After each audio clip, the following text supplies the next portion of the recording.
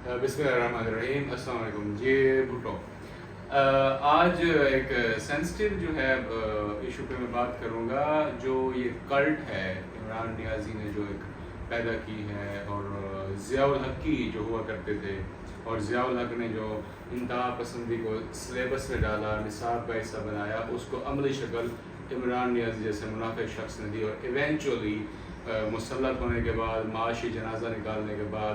عالمی سطح پہ ملک کی رسوائی کرنے کے بعد، اب اس نے ڈومیسٹکلی جب ملک کو تباہ کرنا شروع کر دیا، خصوصاً 9 مئی جو یوم سیاہ ہے، 9 مئی ہمیشہ یاد رکھا جائے گا، اس زمرے میں بحیثیت ایجوکیشنسٹ بات کر رہا ہوں۔ ایکچولی ہمارے ہاں لاہور کی اگر ہم بات کریں، ملک کے دیگر حصوں میں بھی ایسا ہی ہوگا، یہاں ہمارے بڑے بڑے جتنے بھی انسٹیٹیوشنز ہیں، وہ او لیولس کے ہوں، کالجز ہوں، یونیورسٹیز ہوں،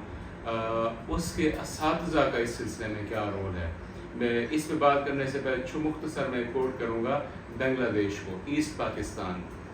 جہاں پہ دیگر کئی وجوہات تھیں، اس میں سے سب سے جو اہم وجہ تھی وہ یہ تھی کہ وہاں کے بنگالی اساتذہ، اور خصوصاً ان میں جو ہندو اساتذہ تھے کالجز کے، اسکولز کے، انہوں نے بنگالیوں کو جو برین واشنگ کی تھی، اور ایونچولی وہ جو محرومیاں دیگر وجوہات کی بنا پہ تھیں، اس میں اس چیز نے اس کو مہمیز کیا، ریپڈلی جو ہے وہ اس فساد کی طرف لے گئے چیزوں کو۔ تو ہمارے ہاں اگر ہمارے پرائیویٹ سکولز کے یا کالجز کے جو ہیں ڈائریکٹرز، پرنسپلز، اساتذہ، وہ اپنی آئی ڈیز لگائیں گے، تحریک انصاف کے جو ہے وہ پٹے گلے میں باندھ کے، اور جو ہے جلسوں جلوسوں میں جائیں گے، اور اس کے ساتھ اپنے اسکول کے انوائرمنٹ پہ ترویج کریں گے نوجوان کی، جو 15 سال کا ہے، 14 سال کا ہے، 13 سال کا ہے، اور وائس ورثہ اوپر، تو وہ کیا اس چیز کو، اور پھر وہ جو ایک جو ہے سٹار والا ایک جو فینومینا ہے جی، تو ہمارا جو ہے وہ بڑا ہیرو تھا، ورلڈ کپ لے کے آیا تھا، اینڈ فلاں فلاں، تو اس کے اوپر آج میں نے یہ میسج پڑھ رہا تھا، اللہ کرے کہ وہ سچ ہو، کہ لسٹیں مرتب کی جا رہی ہیں ہماری ایجنسیز کی جانب سے بھی، کہ جو کالجز کے اساتذہ نے جو کردار ادا کیا ہے، اور ان کے ناموں کو حتمی شکل دی جا رہی ہے، تو میں اس کو ایک تو اپلوز کروں گا، اور میں مطالبہ کرتا ہوں کنسرنڈ حلقوں سے کہ لازمی اس کو دیکھیے، اگر آپ نے اس کلٹ کو ختم کرنے کا فیصلہ کر ہی لیا ہے، جو کہ ہوگا ایونچولی، اس کا منطقی انجام ہے جو ہونے جا رہا ہے، تو کائنڈلی اس طرف لازمی توجہ مبذول کیجیے جو اساتذہ نے گندا کردار ادا کیا ہے۔ اس کے ساتھ ایک اور چیز، وہ جن کے بنیادی انسانی حقوق جاگ پڑے ہیں نا، یا جاگ رہے ہیں، اور وہ پھر اس کو ملانا شروع کر دیں، کل کو کسی کے ساتھ بھی ہو سکتا ہے، تو جناب والا بنیادی انسانی حقوق کی بھی ایک حد ہوتی ہے۔ بحیثیت قانون کا طالب علم میں آپ کو بتاؤں گا کہ وہاں پہ ہمارے بنیادی حقوق کا احاطہ یا اس کی ڈومین ختم ہو جاتی ہے، جہاں پہ آپ معاشرے کے لیے اور ریاست کے لیے نقصان دہ ثابت ہونا شروع ہو جاتے ہیں۔ تو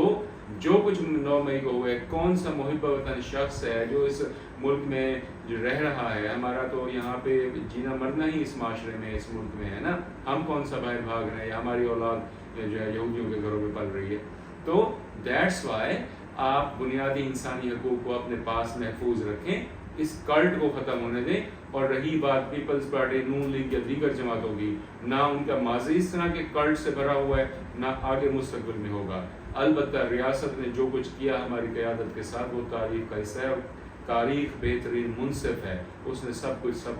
کو دکھا دیا ہے۔ تیسری بات یہ،